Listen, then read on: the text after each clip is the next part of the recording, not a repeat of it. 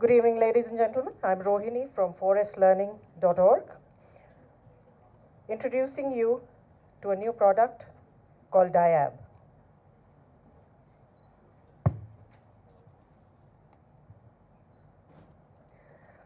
The rural population in India is 70%. In spite of 67 years of independence, the infrastructure for digital education is practically non-existent in our country. Students in the rural sector lack access to simple basic things like electricity, classrooms, textbooks, computers, skilled manpower, and of course, internet. 16% of the villages in India do not have primary schools. 82% of the rural schools do not have teachers or textbooks. The student-teacher ratio today is 42:1. The Indian literacy rate, 74%. That looks positive, given that the world average is 84%.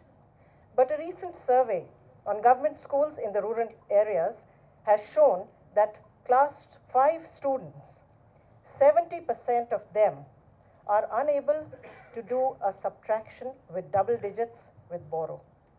75% of the students cannot solve division problems.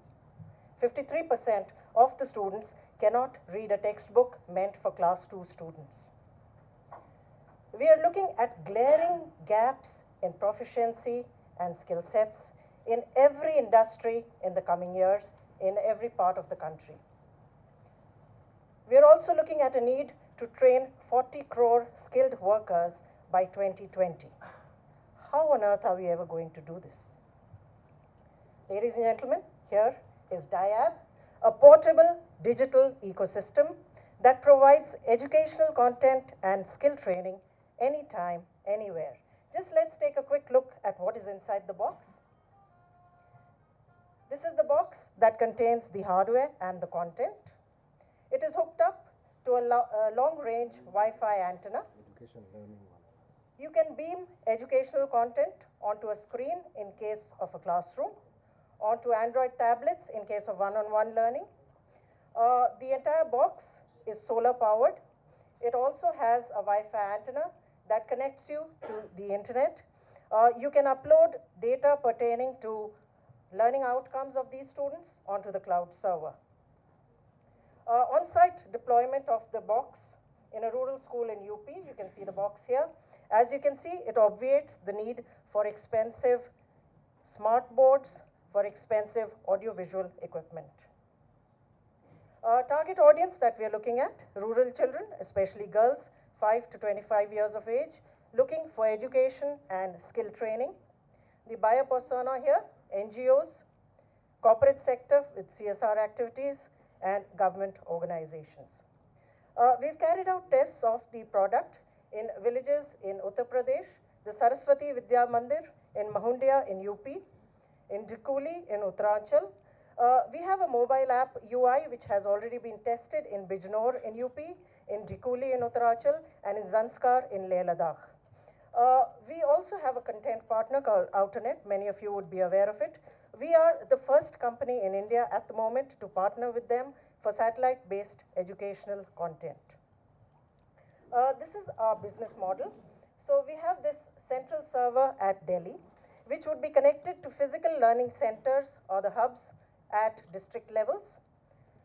These would in turn be connected to the portable learning centers at block levels. Our business model, the pillars, 3 pillars actually. So student development is the major pillar, training the trainer is the second pillar, and student skill assessment is the third pillar of our business model. Our team, the founder, Buddha Dev Burman, 14 years of technical experience, has co-founded a tech company that was successfully acquired. I am Rohini Gehlot, 25 years in various forms of media, active in technical and educational content development, have successfully trained over 6,000 teachers in the use of TAL in education.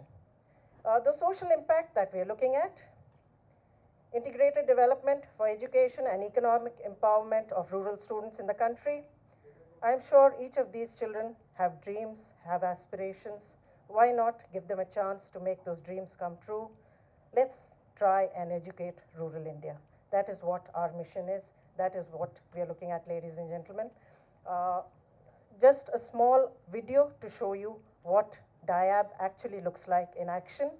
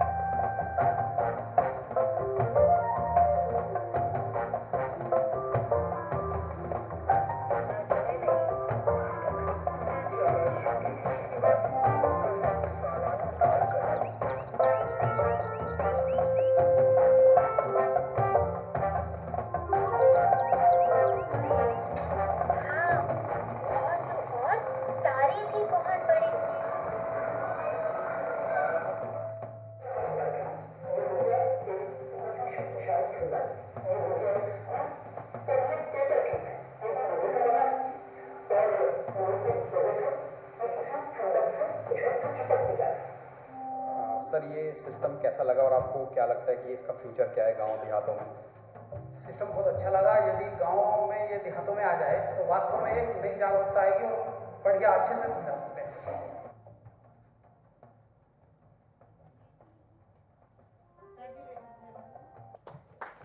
Thanks, Rohini. That was really crisp presentation. Shall we start with Dr. Jenna? Your opinion, please.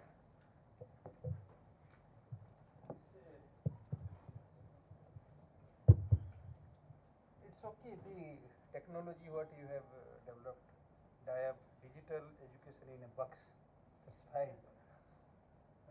But the more important aspect is the content, what you are delivering. And if you are looking at the rural schools, what is your vision related to language? Because most of the instructions are in the mother tongue. Sir, the content will be delivered in the vernacular, different for each state. But who is the, how are you going to? We are tying up state-wise with content developers in each state to develop the content in the language per state that is required. We are still in the initial stages, so it would take time. We are going to move one state at a time. Hindi, of course, is the easiest language to handle at the moment. We are starting with Uttarachal and UP. Thereafter, we'll be moving to Leh, we'll be moving to the northeast, and we are hoping to have our content developed in those languages. Thank you. Sumanna?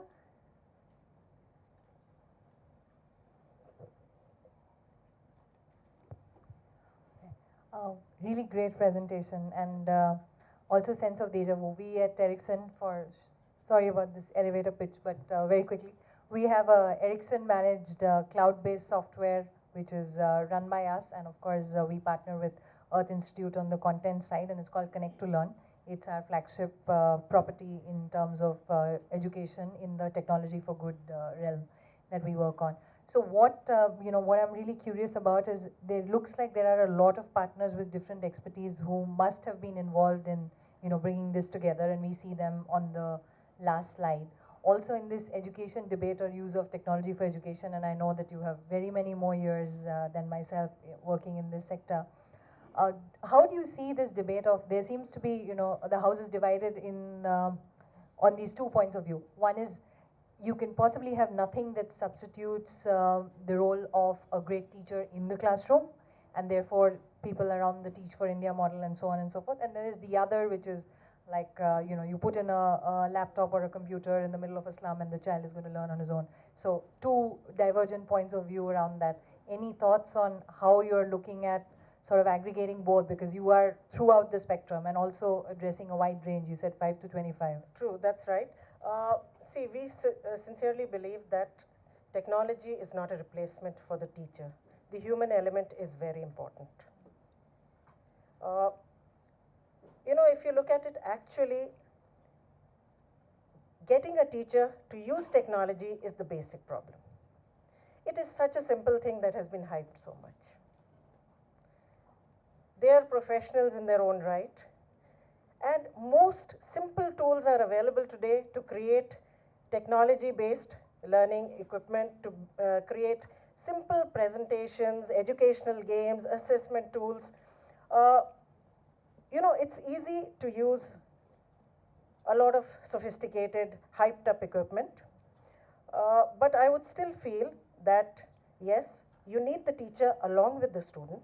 And that is why, if you see, we have the 3 pillars where we are talking of student development.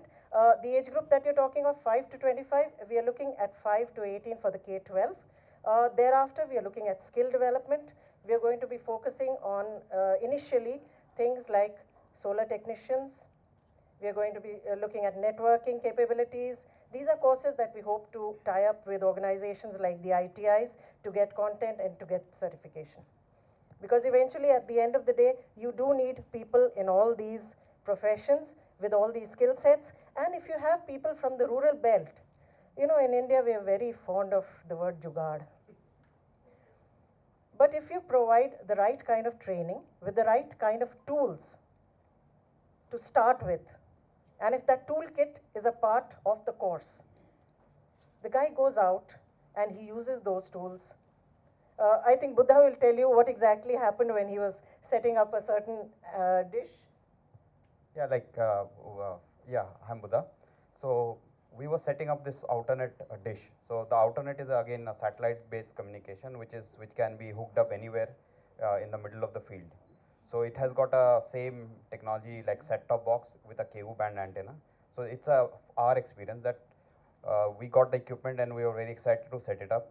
So first day, just we had some degrees like 87 degree north, ABS satellite, this is the elevation. So we are trying to do is a layman way, like either chadao, udhar chadao, and the degrees, and we are just trying to catch the signal like the जो DTH वाले घर पे आके लगाते हैं हमारे, जिसमें कि आप ऊपर नीचे हाँ आ गया हाँ ठीक है टीवी ले आओ ऊपर तो this time. So we thought this is not the best practice. The second day we went to Bhagirath Place. We got the satellite meter, we got angle meter, elevation meter, and everything. So next day we were very precise. First day it took like 5 hours to set it up, but still it was not there. Secondly, we were not looking at the technical aspect and we were just setting it up. Okay, हो जाएगा अभी बना लेते हैं. All the अच्छा connection तो ऐसे ही लगेंगे. But every connection, every equipment has got different needs and setup, the wire, the everything. So it was very simple setup from the technical company. They said, you do it this way, but we are not using the technical aspect, but we are using the layman aspect. So where technical training comes or very easy training comes is like, once we have those handy tools, we took, I think it took almost like 5 minutes for our team or 15 minutes to set it up, and it was 100% signal, and with that the first time Outernet worked. So it's basically about tools technology. Second stuff is like I was showing the video like from Arvind Gupta Toys, very good example which is already there in the net. We can access over here, but in the rural villages they don't know such videos or such content is there on the net. So we just play that video, and if we give him a dry cell with the scrap material, a dry cell, a motor, so they can actually like SmartR 3D is a very good example we can definitely partner with. And secondly is like after that, if somebody looks at the augmented reality and if you give him the kit, so I think it's a best example we can proceed ahead, because technically we all are solving the problem of the rural area and collaboratively it has to be done. It's not like one party can do it. Thanks. Thank you. Rajesh, would you like to add something? I think very impressive.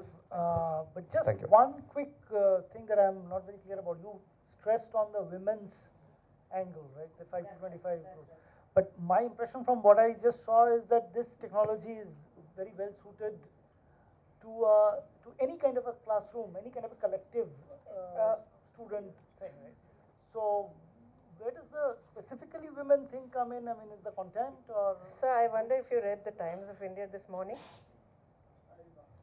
There are 200 young girls who dropped out of school because they preferred to be safe rather than sorry. They compromised education for safety. They had to travel couple of miles every day. This was a little village, 45 kilometers from Bareilly.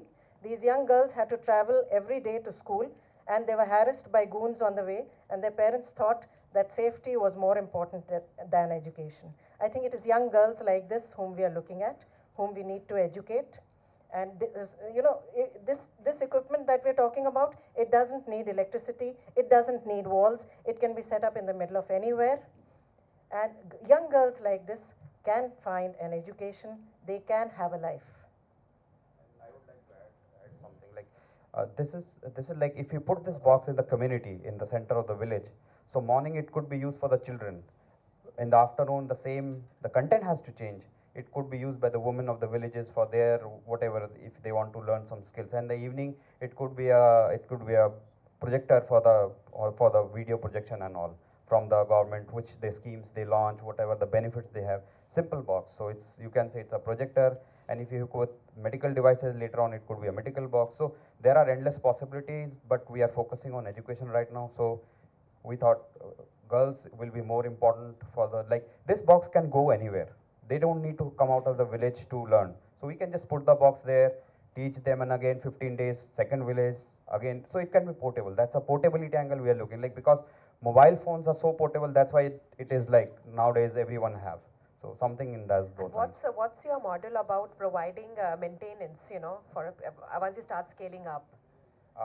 For the technical maintenance, we thought like we need to train the local people. It's not like we can go from Delhi and service. The model is very simple that we have to teach or train the local people. So do you have it currently? We are still very in the beginning stages. So and secondly, like for the you can say for the technical manageability angle, the box is modular. And what about the safety of the boxes? That we have to think of because it will be with the community. I think they will not lose it because it's their important component. So we want to take a community along this box. We'll say, okay, this is your box, you need to maintain, and it's Thanks, like that. Thanks. Just one or two questions from the audience. What is the cost of the box and the maintenance annually? First year, the annual maintenance contract would be free. We would be providing training to 2 teachers in whatever school that box goes. 1 technician would be placed there for 3 months. He in turn would be training 2 technicians who would be taking over from him once he moves back to base. The box, the costing, we have worked out a costing, but I don't think it would be fair to for me to say what that is because that is in terms of a very few numbers. So we are looking at larger numbers and I'm sure the costing would change with that factor. Thank you. Anybody else? Any What is questions? the weight of the box and the backup time of the solution? Battery backup time? Yeah, it depends. So the box has got different model. One is a grid and connected model where the box weight is like a very lightweight. It can 30 kilograms. But if you are talking about a solar, so it moves the battery. The battery technology is very old. So we are using gel battery, which can give up to like 8 to 9 hours. Otherwise, it's a waste. So the battery is like 70 kilos. So we are still working it how to reduce the cost. It should be lithium-ion battery or so we are still working on the technical aspect. So weight is yes definitely one aspect because if you are going to target the hilly areas, so it's no way you can carry 70 kilos and go. So Average battery time? average battery time is like 4 hours. Great. Thank you. Thanks very much.